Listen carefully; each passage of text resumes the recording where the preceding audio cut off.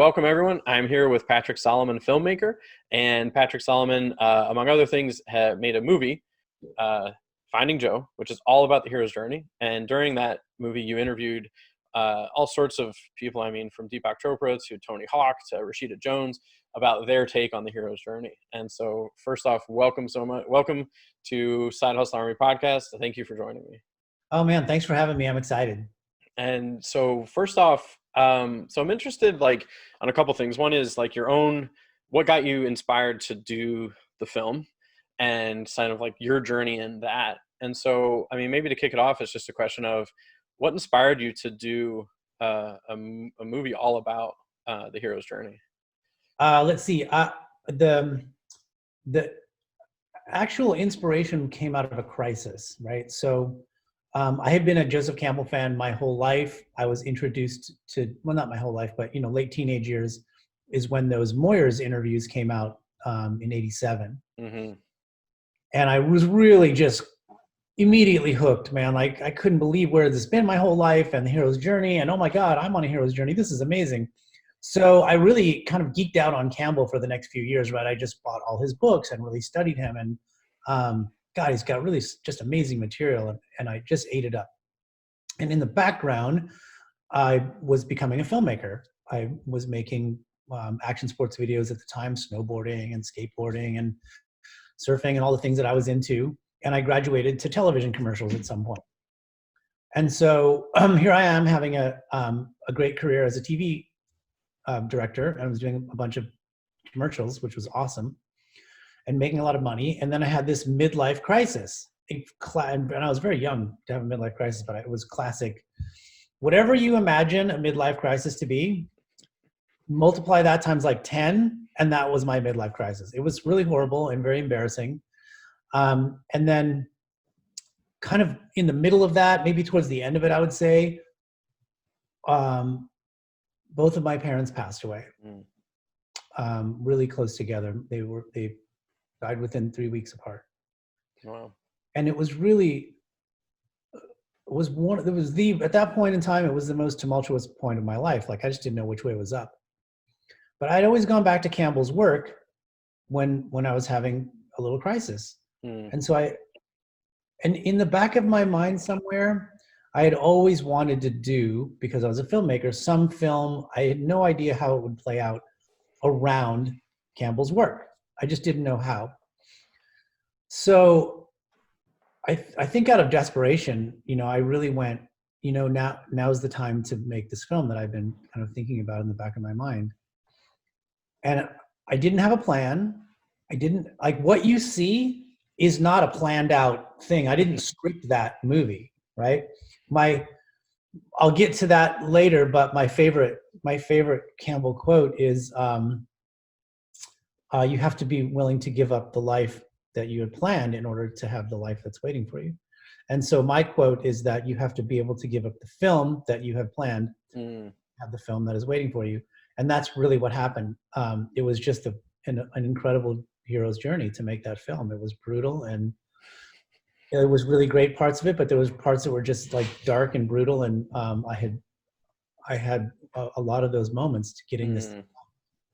Yeah, very interesting. And I mean, what I find interesting, so you mentioned the Bill Moyers interview. So if anyone hasn't listened to that, it's phenomenal. It's like 6+ hours, I think, of Joseph Campbell being interviewed by Bill Moyers. And it's just constant, just amazing insight into life, I believe, through the lens of the hero's journey. Couldn't agree more. And so it's interesting what you said, and I think it's on one of the covers of Finding Joe that I found, was you have to give up living the life. It's basically like you think you're supposed to live one life, but you have to give that up to live the life you're meant to live. And a lot of the interviewees in the movie talk about that, right? Of like giving up that what they thought they were going to do, for some it was leaving corporate life, like whatever it was. And so one of the questions I had was, as you were making the movie, it sounds like you had to let go, like you're saying, it wasn't necessarily completely planned out. You had to kind of let go of some of that control, which might be probably hard as someone who's used to filming commercials, which is probably very structured. So like, was there anything that really jumped out, you were surprised you as you were making the movie, or as you were interviewing all these different people into their insight into this theme? Yeah, I think every single interview was a magic moment for me, because I don't think you can help but have a little bit of that wisdom rubbed off on you. Hmm. So there was a lot of aha moments that I was having about life in the course of those interviews. You know, like uh, I think I think Alan Cohen's interview in particular, it was one of the longer ones. It was about 3 hours long, and we just had this most amazing conversation about the hero's journey. But then it was, mostly about life. You know, where we were and what we were put here on Earth to do, and how do we find that, and how do we teach others to find that, and all these great conversations with each interview. And I guess I wasn't surprised, but to me, it was just this amazing. As bad as some parts of the film were, those interviews were like these amazing highlights that just made me want more. Every one of those it was like a high, right? I wanted just to do more of them because it was such a high of like, oh, let's go do some more interviews. Those are amazing. Yeah, Uh, it must have been difficult to pick what to keep and what not to keep. that was the hell, really. That was just like, so much, no, so much hell and torture trying to decide this creatively decide what to keep. And Campbell's line is you have to kill your babies. Mm. And there was just so many babies being killed. It was horrible, like a bloodbath. So like I don't remember the kill the babies line, but I guess it's like you get attached to a part of a creative process and you have to be willing to sort of Correct. let it go. Okay. You know, what acts, what doesn't belong there, and you fall in love with everything as a creative. You tend to fall in love with your material, right? With Yeah.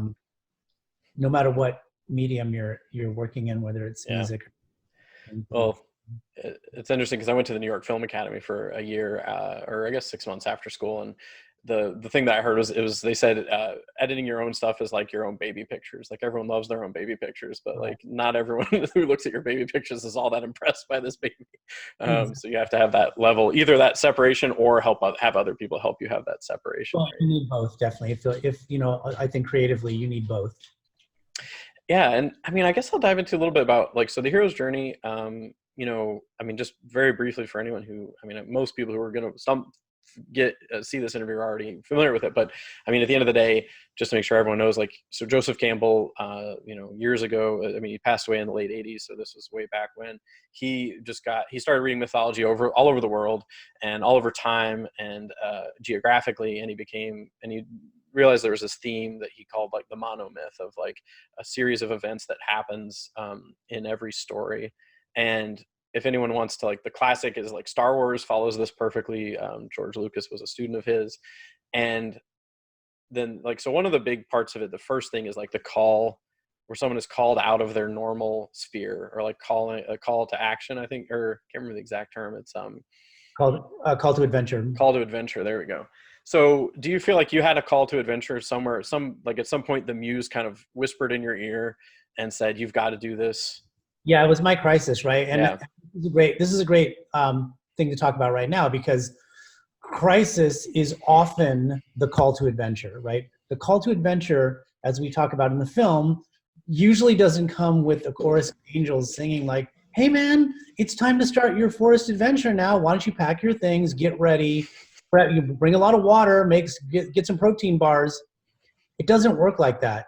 Usually your call to adventure is something that's traumatic, right? When you and that happens typically when you see that played out in movies, right? The classic example is Star Wars. Luke has to go on his adventure. He's got no choice, right? His village has been burned to the ground and all his friends and relatives have been killed. He's got no choice. And that's how life typically works. You right now especially, there's a lot of crisis happening, and you can either look at it as a crisis or you can look at it as perhaps a call to adventure. Yeah, and I love that reframe. Like, I think that's a big. So, I mean, my thought, like my philosophy, is that the reason why these myths all follow this sequence and the stories that really resonate with us follow it is because our own lives mirror this. And I think that our own lives mirror this, honestly, like down to a day. Like, I feel like that call to adventure can happen in a moment, where it is, I mean, for example, like a bit ago, like I lost the office that I worked in all got shut down, and I had to like shift the way I did my work 100% overnight, and I rolled with it. And it's not like now I'm done. Now that my life is, I've finished that call to adventure. Like there's gonna be many more calls to adventure in my life. And I feel like even on a daily basis, there's things that happen where we're called to take care of even almost like a mini side quest, like where something happens and it's like Yes. this crisis has occurred and I have to figure something out. And I Yes. think that's why these movies and these stories relate to us so much, is because we're dealing with it all the time. Correct. And that's where they come from, right? I think that what the thing about Campbell was that in his time, there were other people who studied myths and stories, and there were Mm. other people who said, "Oh, look, it seems like these guys are all taking the same journey." But he was the first guy that I know of that went, "Why is that? Why Mm. are all these people doing that?" And he was the first one to come to a conclusion about that, which is human beings are all on the same journey. Human Hmm. being life, the life of a human being unfolds the same, whether you're living in, 10,000 years ago in Sumeria, or you're living, right now, or in the future, if you're living on Mars, that your life will unfold the exact same, no matter what time period or location you're in. Yeah, and that's a good distinction to make. Like, certainly, he's not the first person to think about storytelling. I mean, even Aristotle wrote about Right, good certain things that occur in stories over and over again. But right, you're right. I mean, it's certainly, I'm in the same boat of Joseph Campbell taking it to another level of figuring out how we can understand ourselves better by understanding the journey that our favorite characters go on. right. And It's why we gravitate.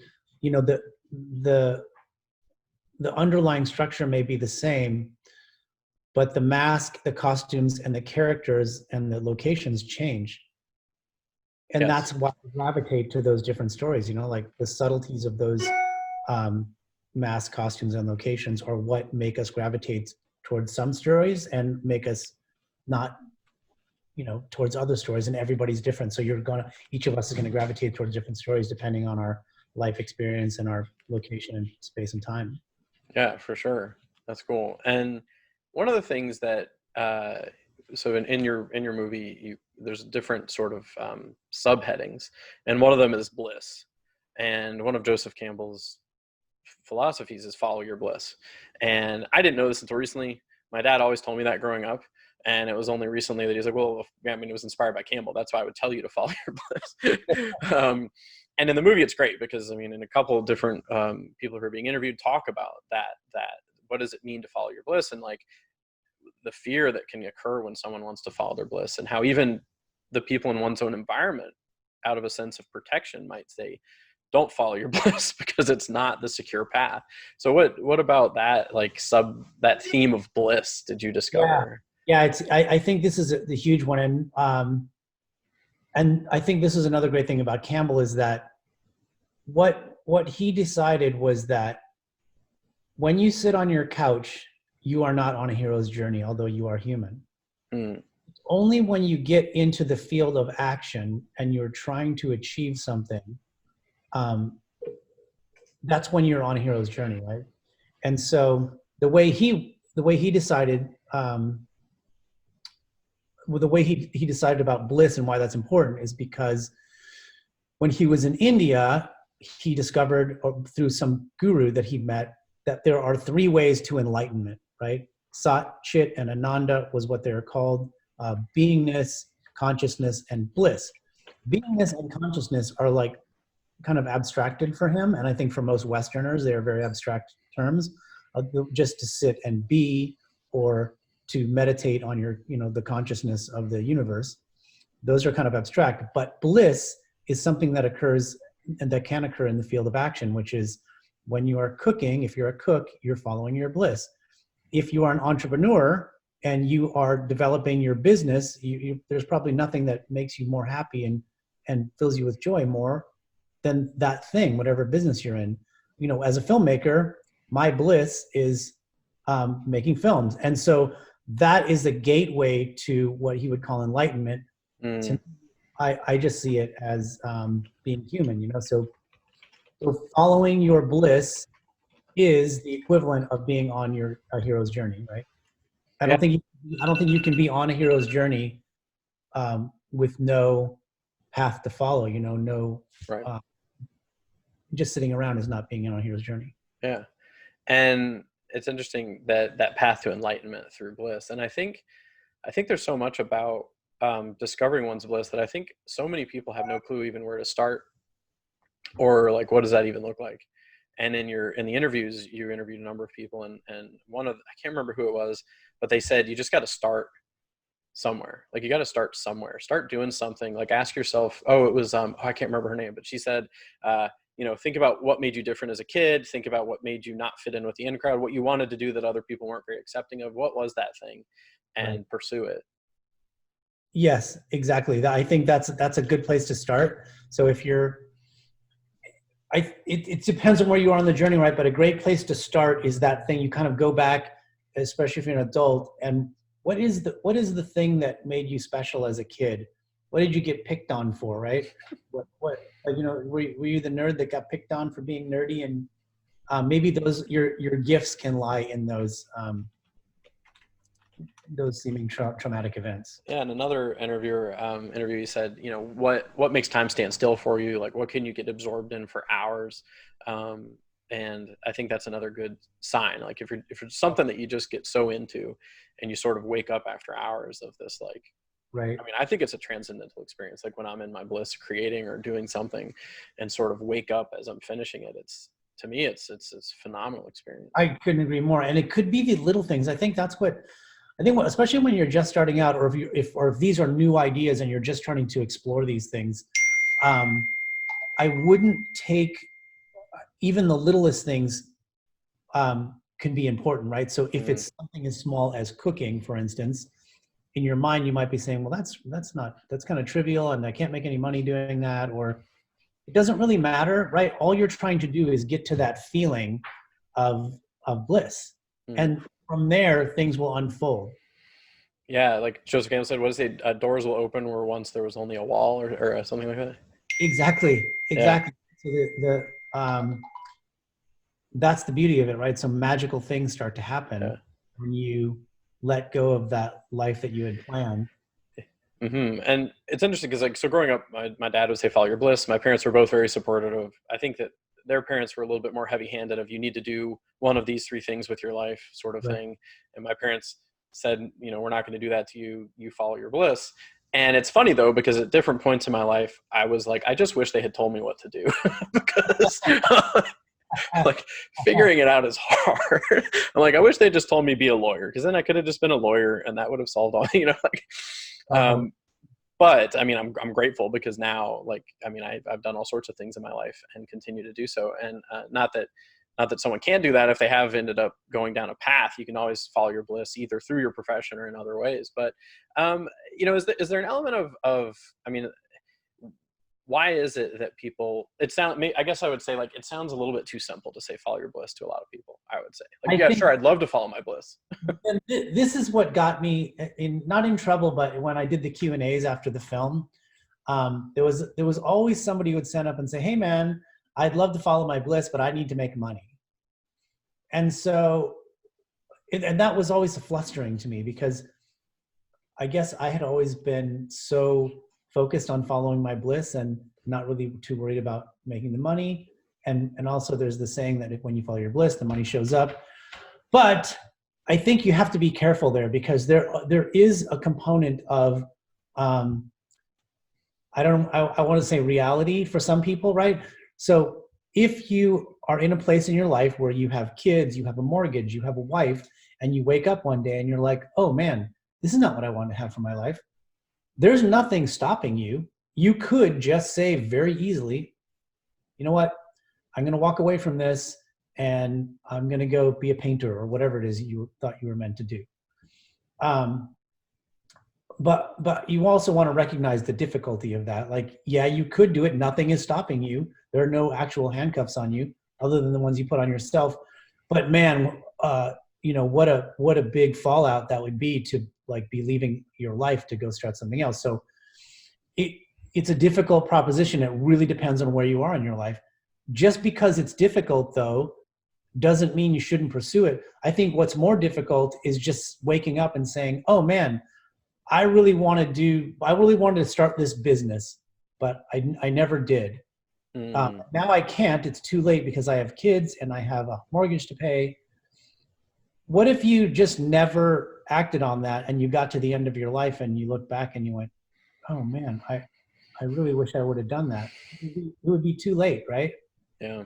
So it's a balance that every person has to make, right? Are you willing to stay in the position you're in because you don't want to cause pain to yourself and the ones you love? Or are you going to step out and pursue those things that you'd always wanted to pursue? And that's totally a personal call. Yeah, and it's a really good point. I mean, like, and I mean, I'm glad I don't doubt that there were people who would stand up and say, yeah, follow your bliss sounds great, but I've got all these responsibilities. How can I possibly do that? And I mean, one of the things I think, and this is my thought, is that I don't think I don't think that following bliss always has to be this complete upheaval. I mean, like, just as an example, I mean, I do a podcast as a side thing. It doesn't take me all that much time. I enjoy doing it. Like this interview that we're doing, I'm basically going to wake up at the end of it and I'm going to be like, all this time went by, what happened? And I'm enjoying it. And, you know, I get, like you're saying, there's an element of reality in everyone's life as to how much time and resources they can expend on something outside of their job or their family. But I mean, I think that following bliss can be much simpler than a lot of people might think it can be, in the sense of, I mean, there's so many ways. I feel like the path to enlightenment is varied. And just like you're saying, like if it's cooking, you can cook a meal for friends. You don't have to become a chef. If it's painting, you can dedicate some time to painting. What I find for myself though is it's not so much, just like you said, it's those internal handcuffs or those self-imposed ones where, you know, if I'm binging on Netflix from 10 to midnight, like I could technically be doing something that's actually in my bliss or working towards it, rather than kind of numbing this blank space in my life. Right. Yeah. Yeah. I think there's so much to unpack in there because it's so true. It's so different for everybody what their bliss is. I have a friend actually who is whose bliss is cooking, Hmm. and she is one of the best chefs I've ever come across. She could easily open up an extremely successful restaurant, and when I press her on it, she says, "Why would I want to do that? Like I'm having so much fun just cooking here. There's no pressure. I'm cooking because I love to cook. If I had to cook, I don't know if I would enjoy it as much." Mm-hmm. And within that spectrum, there's tons of different cooks, right? There's people who absolutely love the pressure of cooking in a kitchen, and that's what they get off on. And there's people that are even more modest than my friend, who they don't need to go to the farmer's market every single Sunday. They just cook every once in a while, and that's what brings them joy. Yeah. But it really depends on who you are and where you're at in life. But no matter what, if you're in hell doing what you're doing, Yeah. you spend 12 hours a day in hell because you don't like your life, your job, and you wish there was something else you were doing, then in some small measure, you should definitely start pursuing that.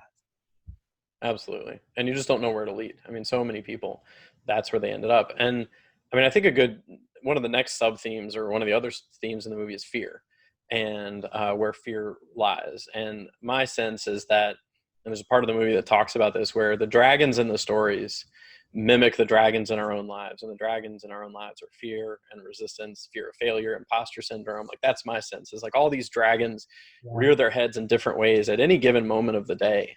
And in that moment, I have to make the decision of whether I'm going to fall into resistance or imposter syndrome or whatever, or I'm going to defeat it or work against it. Right.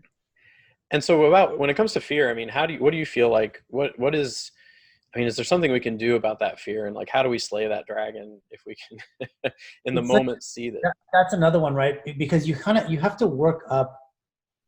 It doesn't happen in one battle usually, right? Mm, I find that a lot of it has to do with ego and self-acceptance and what other people are going to think of us, right?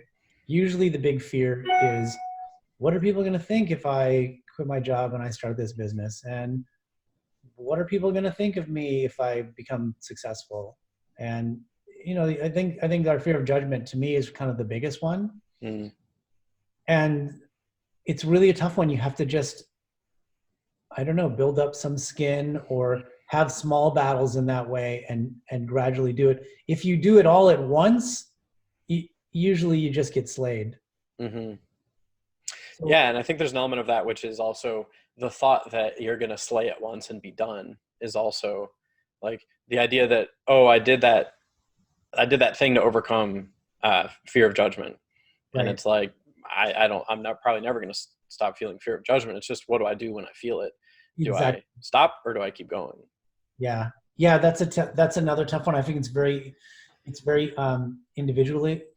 individualized, because you're right. You can either let it stop you, or you can just do it anyway. Right. And just, it's difficult to feel those uncomfortable feelings. So people stop. Hmm. And what I found fascinating in the movie was that you're interviewing, I mean, professional athletes, accomplished filmmakers. I mean, just everyone of all these different backgrounds, and everyone's struggling with it. And I think that's one of the mistakes that I will make. A mistake that I will make is when I see people and I say, "Oh, well, Deepak Chopra doesn't have to worry about any of this stuff anymore. Like, he's reached this level." Or Tony Hawk. And actually, that was like one of my favorite moments, was when Tony Hawk talked about how that ramp, and he's like, Right. he had built this ramp. He was going to do a corkscrew ramp, Right. and he says, "I know I can do it because you can do it with a Hot Wheel car, so I know I can do it on a skateboard." And he's like, he was driving to the site where he had designed it and they were building it, and he was driving to the site, and he said this wave of fear came over him when he saw it. And I loved that moment, because I'm like, if Tony Hawk can have fear looking at a ramp, then Right. I'm okay having fear, picking up the phone and calling someone, or like something that seems much less intimidating. Yes. Yeah. I agree with that. That's another way to get past it. You just look around you and look at all the different examples there are of other people doing it, right? And it can be inspiring for you to continue to do it. For sure. And I, one of the things is, do you feel that all these elements, yes, there's an underlying where everyone experiences these elements in their lifetime, but do you feel like there's a certain, like, I mean, does the artist experience it in a way that's different, or the entrepreneur experience it in a way that's a different flavor of these things? I'm sure the subtleties and nuances are slightly different, but underlying, fear is fear. Anything that paralyzes you in that way, where you're just afraid to do anything, I think is a pretty common human experience that we all share. And I think our nervous systems are designed precisely exactly the same. The same chemicals rush through our systems. Mm, for sure. And I mean, one of the last things I'd want to make sure to talk about is, when it comes to storytelling. Um, and I mean, I think that storytelling, I mean, even making a commercial, there's a story, like there's even a short thing like that, there's a story, right? And there's emotions that you're drawing out of people. Is there a way in a creative pursuit, or in an approach to things, to be to I guess, either deviate from the hero's journey, or to like, is there a way to be too formulaic about it? Like, is there sort of, like, in your own creative pursuits, like, how do you apply it to your creative pursuits? Is there a way that you apply it in a different way than you used to, now that you've delved into it so deeply? Um, I think I always try to have the skeleton there, right? Mm, But the flesh and the clothes that you put on the skeleton always change. Like right now, for instance, I'm making another film. Sorry, man, it's blowing up over here. I'm making another film. So when I went down the road, and I started last year, and this sucks too. This is a horrible story. So I thought to myself, okay, I mean, Finding Joe happened a long time ago, but that was the last actual film I did. Besides, I mm, did commercials in between. And subconsciously, I just picked up the camera and started down this path again. And I was thinking to myself, it'll be very similar to Finding Joe, and I'll do something similar where I'll use, kids or some kind of acting as metaphor for the concepts that we're talking about. It'll be great. And so with that in mind, I went down this road, and here I am a year into it, and I absolutely hate what I've done. It's mm, like, it's not working. It's I can't put it any other way than I'm very dissatisfied with it. And mm, the reason why I'm having this horrible revelation now is because I just went, oh, I'll just do the same thing as I did on the last one. And I didn't give this film the respect of really thinking out what this film deserved, right? So there's a trap in doing that as well, right? You kind of get, mm-hmm, you say formulaic, right? You can't do the same thing over and over and over again. Of course, the skeleton is the same, but yeah, I think for me anyway, creatively, that's coming back to bite me in the ass. I mean, and Yeah. there are solutions to it as well. I mean, it's Mm. also, I don't want you to get the wrong idea. It's also very exciting, and I still really enjoy doing it. In fact, part of this process of going, oh right, it wasn't like that, and learning and getting better and more skilled is also the fun, and that's where the bliss lies for me. Yeah, and I mean, it sounds to me like there's a bit of the journey is teaching, like the journey, you have to respect the journey, respect the process, and respect that creative, that unknown sort of interplay between, I don't even know what it is, the universe and our brain, and like what it is, the creative process as a thing of its own. Exactly, and I think something really important to talk about there is faith. Mm, So once you understand the journey, the hero's journey, right? And I would just call it the journey of life. hmm Um, you have to have faith that things will eventually turn in your favor. You hmm have to have faith that the right doors will open up eventually, right? If especially when you're in the worst part of the worst part, when you're in the belly of the whale, mm, that's really when you have to have faith that I know, just like all the heroes and heroines that have come before me, that if I continue the fight, eventually a door will open. But mm. as soon as you give up, those possibilities go away. That's awesome. And I think that's an amazing way to tie everything together, I think, is because it is hard to keep going, right? But like you said, if you can look to those stories and see they pulled it off, they pulled it off. Um, Cool. yeah, Yeah. very cool. So I want to ask you a few questions, but I will give it an official close. Anyways, thank you so much for joining me. This is awesome. There's a few things that I like more than jamming out on the hero's journey. Oh man, I love it. I can like geek out on it all day. So thanks for having me. Yeah, sure thing. No, thank you so much. Perfect. One of the things I forgot to ask is is there a place where people should follow you or to find out more or like, I think so. There's two things happening with me, right? So the new movie I'm doing is about money, okay. right? So, and it actually came from that question that we just talked about, which was, hey, I'd like to follow my bliss, but I can't because I need money. So that got me on this whole thing about what is money and why do we need it and how does it work in our lives, and money at the end of the day is an idea. It's not a thing, which is just freaking weird. So I decided that that would take a film to explain. So that's I've because of the YouTube post that I made, I'm now really loving YouTube. I'm like, oh my God, where has this platform been my whole life? So I'm gonna start posting more on the YouTube channel. Like I'll post some more Finding Joe stuff, the things that didn't make the movie, I'll post Yeah. on that channel, and then I'll also post updates to this money movie that I'm doing.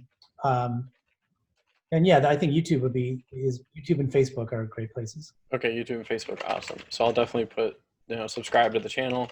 Um, I noticed that you are super interactive on YouTube, like answering questions and comments and Yeah, exactly. So I just got because of the response on YouTube, I'm really like trying to be super disciplined, more so than Facebook, about responding to every single comment. yeah, and YouTube really rewards that like interaction. Like I know all the platforms do, but like I'm working on my YouTube channel right now, and it's like it's a slog in the beginning. But I have friends who they just stuck it out for 4 or 5 months, Right. and it just like is working for them. Like so, I mean, I know I'm a financial advisor, financial planner. So this money concept is a whole Oh, different perfect. So you're the perfect guy to talk to about all this. Great.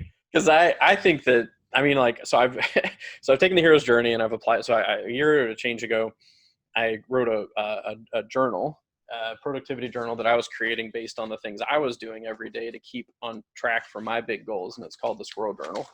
Um, the Oh, journal great. to, and so it's all these mindset daily meditation things that I've been doing over the years, and it was a really fun creative outlet while I was still doing my day job of a financial planner. And now I'm applying the hero's journey to the entrepreneur's journey, like just the parallels and what we can do to slay the dragons. And my next step is probably to take all that and put it on the money because it's a whole nother topic that I understand. Anyway, so Oh, good. uh, We definitely have another talk about money. yeah, like, and how did you get interviews with all those people? Like, was it just through connections you had, or like, No, man, this is the quick crazy story about faith. So when I started the interview process, I said to myself, all right, I'm just going to go charge into the forest with my sword, and whoever I wind up beating is who was meant to be in this film. Hmm. No judgments around it, right? It's not to say I didn't have a hit list and Deepak wasn't on that hit list, but it's like I didn't care. I'm like, okay, yeah, I'll reach out to him, but I'm not gonna, you know, sweat it or freak out, when they say no, and he did say no. So my very first interview was Brian Johnson, who was in Bali, and he said to me, "Do you want to interview my friend Robin Sharma, who's in Toronto?" And I said, "Yeah, no problem. I'd love to do that." So he hooked me up with Robin, and then Robin said, "Hey, do you want to interview my friend Deepak, who's in San Diego?" And I went, "Sure, that sounds great." And so that's what happened the entire freaking movie. Like door after door kept opening. Like just couldn't believe the amount of coincidence that happened when I started taking that first step. That's cool. That's really cool. Do you mind if I take that and add it back to the story you just told about the doors opening to the interview? Or? I think that everything we just talked about, Okay. after you said we're over, is great. I think you should just put the whole thing up. I think you're right. I mean, that's one of the things I've noticed. I mean, like I definitely keep rolling just because I never know what I'm going to end up talking about after I end the official interview. Yeah. No, it's amazing. That's that, and it's so true. I mean, oh my god, yeah, and being detached from that response, because I've been reaching out to people like during this pandemic. I've been reaching out to people who I'm just like, whatever. I'm just reaching out. Like people are at home. Like people are going live. People are doing interviews, and I'm just like, well, can we talk about the hero's journey? Can we talk about the hero's journey or entrepreneurship or mindset or anything? And it's been fun. This was awesome. If you're ever Toronto way, let me know. Maybe we can have a coffee and jam out. I have a lot of friends in Toronto actually, and there's a few entrepreneurial groups who really have become great fans of the film, and I'm really good friends with them, and they're all out of Toronto. Oh, cool. Yeah, so I enjoy going there. So next time I'm there, I'll definitely reach out. Yeah. No, I love Toronto's cool. I like Toronto. Like I'm originally from the States. I lived in New York for a while, like South America. Moved up here. Now I'm in a small town east of Toronto, but Toronto's a cool place. I like as far as cities go, it's one of my favorite cities. It's a great city. Awesome. Perfect, Pat. Well, thank you so much. I really appreciate it. Thank you so much for having me, Galen. I appreciate your time, and I can't wait to see what happens with the Money movie. Very fascinated. You too. Take care, man. Bye, brother. See you. See you.